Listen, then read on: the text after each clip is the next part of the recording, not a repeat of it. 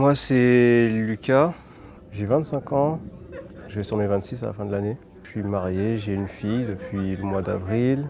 J'ai une cécité complète, donc je suis non-voyant. Et j'ai perdu la vue suite à une tumeur que j'ai eue quand j'étais plus jeune.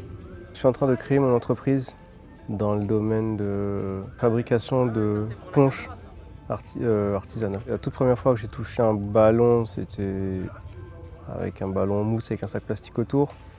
Je ne savais pas que le cécifoot existait, donc en 2012, j'ai connu le cécifoot.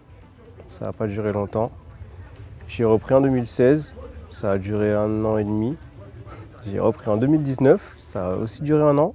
Et là, depuis 2020, fin 2020, je pratique régulièrement. Je suis arrivé en octobre 2020 à Précy. À la base, je voulais monter mon propre club. Donc j'étais venu pour retrouver, pas du temps de jeu, hein, mais juste au moins retrouver la forme. Lucas à 6 mètres. Aïe aïe aïe, il a tiré dans Wally de le tirer dans le ballon. Il est toujours à 6 mètres. Il tente la frappe. Et c'est le but de Lucas.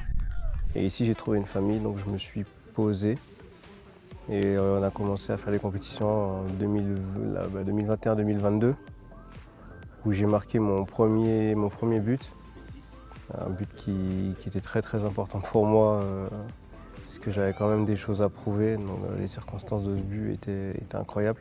Et ça a terminé sur un titre de champion de France. Mon meilleur souvenir dans le club, il y en a beaucoup, mais le meilleur, je pense que c'est le titre de champion. Le Fabrice qui tente, Fabrice qui élimine, Fabrice qui frappe et qui marque.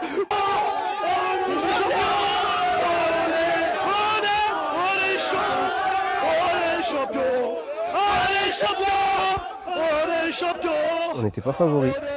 Le coach avait sorti une tactique de génie et on arrive à marquer à moins de 3 minutes de la fin sur une contre-attaque assez exceptionnelle. Le cécifoot, ça me permet de m'évader.